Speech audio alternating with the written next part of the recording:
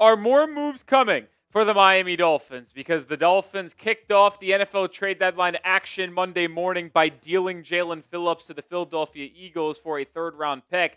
And there has been a lot of buzz about Miami still making trades before the 4 p.m. Eastern Time deadline on this Tuesday. Let's revisit the trade that was made on Monday morning and give you some quick thoughts in case you missed it. We broke down the full trade in detail on a video this morning, but Miami received the Eagles 2026 third-round pick, and Philly just got Jaelan Phillips. Now Miami has 3 third-round selections, their own, the Texans from the trade they made back at the draft, and then now the Eagles. Philadelphia had 2 third-round picks at their disposal. The Jets, which is basically going to be at the beginning of the third round, and their own, which projects to probably be at the end of the third round. But either way, Miami totals their 5th top 100 pick in third round selection.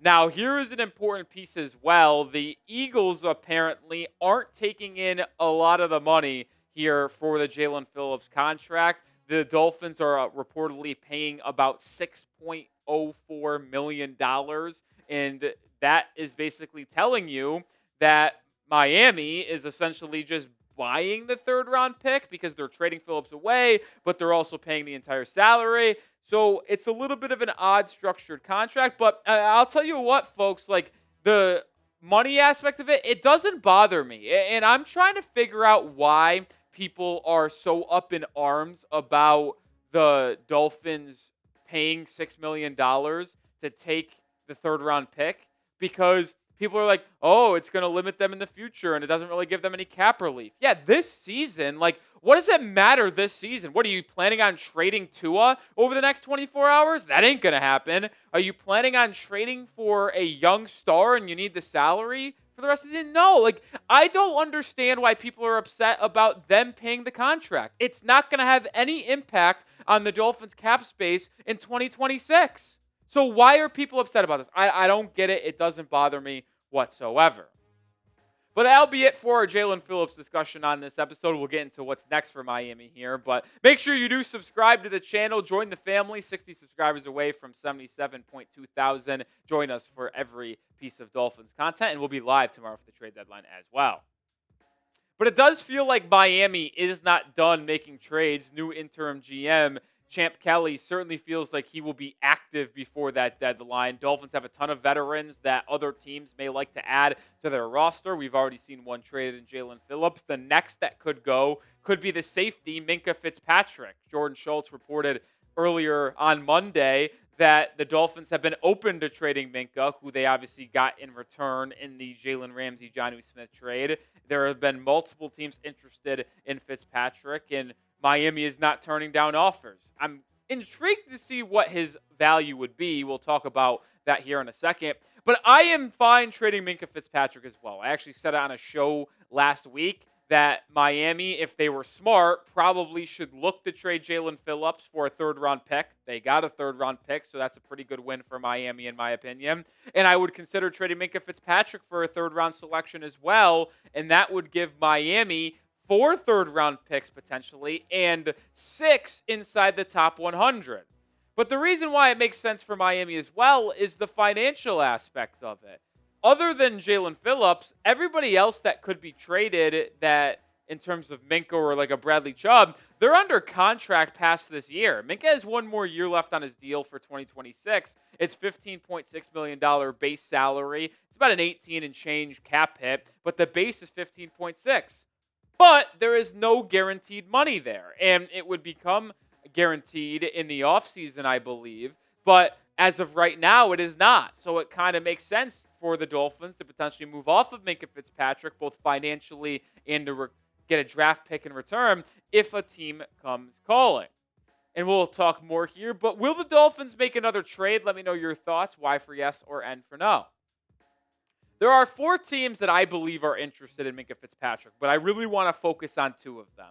The Jacksonville Jaguars, Carolina Panthers, and New England Patriots and Dallas Cowboys are the 4 teams that I see having the most interest. But the one that I'm talking about the most here are these 2, the Cowboys and the Patriots. Both teams desperately need secondary and safety help. Dallas needs it more than anyone. And apparently Jerry Jones said today on Monday that a trade is done and they'll send in the paperwork on Tuesday. Can't really do it now, apparently, because they do play on Monday Night Football. But you never know. Maybe it is for Minkah. Maybe it is for a guy like Bradley Chubb we'll talk about here.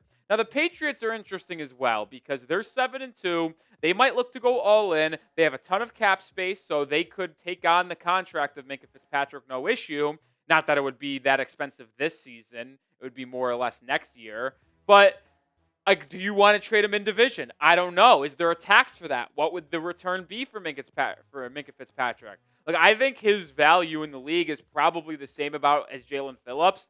Like, Minkah's about to be 29, but he has one more year left on his deal. Phillips 26, but he's an unrestricted free agent. So there's pros and cons to each. Jalen's younger at a more valued position in the league, but he also has injuries as a free agent. Minkah's an elite top 10 safety in football, but he's 29. But you also have one more year left on a deal. Like, I think it's fascinating. I expect it to be around the same, though. But how about this trade idea? I saw Joe Shad talk about this online, and I think it piqued my interest. And if Miami could get this done, I think it would be an absolute no-brainer. You do a little bit of a pick swap. You trade a 5th-round pick in 2026 alongside Minkah Fitzpatrick to get a 2026 second-round pick. So you could either trade Minkah straight up for a 3rd or attach a 5th-round pick to Minkah to get a 2nd.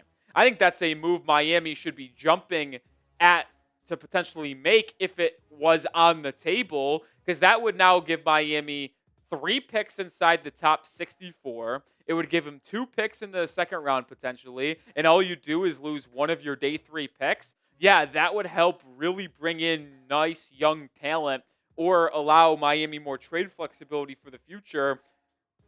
I think it's a trade that, if it was on the table, Miami should absolutely look to make.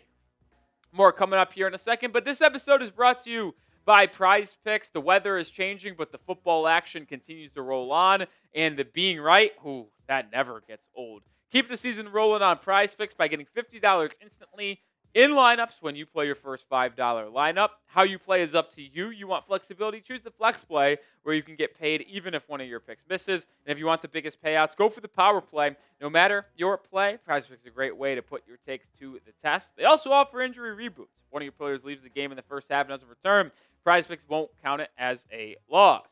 I have an entry for Monday Night Football. More than Dak Prescott passing yards, less than George Pickens receiving yards. I think it's going to be a big CeeDee Lamb day. And I'll also go more than on Trey McBride touchdowns. That's my lineup for today. Join me, download the Prize Picks app today, and use code CLNS to get $50 in lineups after you play your first $5 lineup. That's code CLNS to get $50 in lineups after you play your first $5 lineup. Prize Picks. It's good to be right. We're going to shift from Minkah Fitzpatrick over to Bradley Chubb because a lot of the reports are and were that Miami's likely to trade one of Jaelan Phillips and Bradley Chubb. Well, could there be both of them actually dealt? Well, our guy Ricky Scoops came back into the fold to take the victory lap on Jaelan Phillips because a month ago he tweeted out that sounds like the Dolphins are open and looking to trade Jaelan Phillips before the deadline.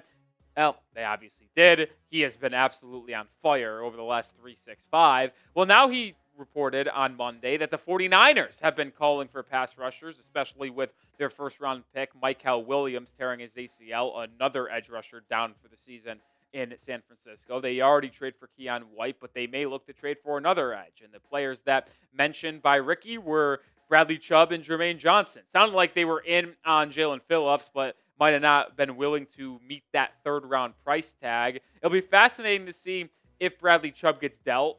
He also mentioned the Cowboys are actively looking for an edge. We also mentioned that little Jerry Jones quote a second ago. I'll start here when it comes to Bradley Chubb. I wouldn't even consider trading him for anything less than a 5th-round pick. And that is purely motivated by financial reasons, in my opinion. Right now, if you look on SpotTrack, if you traded Bradley Chubb, your dead cap would go up by about $200K. It really isn't any different if he plays for you or doesn't play for you in terms of his cap number this season. But it drastically changes in 2026. If you trade Bradley Chubb at the deadline, you will have a $23.8 million dead cap hit next season for Bradley Chubb. Now, he's scheduled to have a $31 million cap hit, so you would technically save $7.4 million, but you could save even more if you waited to move off of him in the summer. What do I mean by that? If you trade or cut Bradley Chubb in June of 2026, that dead cap number goes from 23.8 to $10 million, and the savings goes from 7.4 to $20 million. So yeah, it makes sense if you do not plan on keeping Bradley Chubb around next year, which, let's be honest, he's not going to be on the roster next season with a new regime coming into town. Why not just wait to cut or trade him in June of next year? I know people will say, well, let's get trade value and compensation in the draft for this upcoming year. But I don't think it's going to be that much. Like, if you told me it's a day 2 pick, okay, we can have a different conversation. But if it's going to be a late day 3 pick, like in the late 5th round or 6th or 7th round swap, no, that doesn't make any sense for Miami. I don't think it's worth taking on the dead cap for one of those late day 3 selections. But if you did a trade like this and kind of the same vein as the Minkah Fitzpatrick deal, well, now we can have a different conversation. If you attach a 5th round pick to Bradley Chubb and ultimately get a day 2 pick in the 3rd round, probably not going to be able to get elevated to a 2nd. That's something that I would be willing to do, just like I mentioned with Minkah Fitzpatrick. 5th round picks are valuable, but certainly not as valuable as top 100 selections, and you could get another by dealing Bradley Chubb. I would be willing to take on the dead cap that we just talked about if Miami was able to get a 3rd round pick, a day 2 selection in return before the NFL trade deadline. But who's more likely to be traded? Let me know your thoughts. Get down in the comment section. Type BC for Bradley Chubb. Type MF for Minkah Fitzpatrick. Which veteran is more likely to be dealt within the next 24 hours? Before we get out of here, let's briefly talk about other trade candidates on Miami, because there's been a list of 6. Phillips, gone. Chubb and Minkah, who we just talked about. Judon, Waddle, and Rasul Douglas. And the one that I want to talk about right now is Jalen Waddle, because a lot came out this weekend, specifically Saturday night and Monday morning or Sunday morning, about Waddle and the Dolphins' stance on a potential trade there. Ian Rappaport said that for the first time since basically ever, the Dolphins are listening and open to trading Waddle for the right price. Now, it was mentioned by multiple sources, Ian Rappaport and Adam Schefter, that the right price is a 1st-round pick and some. So if you're a Dolphin fan concerned about Waddle being traded to like the Giants for a 2nd and 5th round pick, you don't got to worry about that. It would at least be a 1st-rounder and more. And if I'll be real, that's what it would take for me. I wouldn't trade Jalen Waddle. I think it would be a massive mistake trading number 17.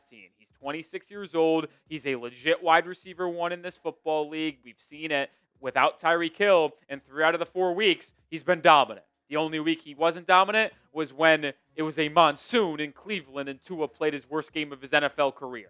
I don't think a Jalen Waddle trade ultimately happens, but if one did go down before the deadline, Miami would be getting significantly compensated with a 1st-round pick and more. I said it on our Monday or morning video reacting to the Phillips trade. Like, I think a Waddle trade, for me to even consider it, would be very similar to the Tyreek Hill trade. A 1st-round pick, a 2nd-round pick, and maybe another day 3 pick in the 4th round. Like a 1st, 2nd, and 4th-round pick for Jalen Waddle.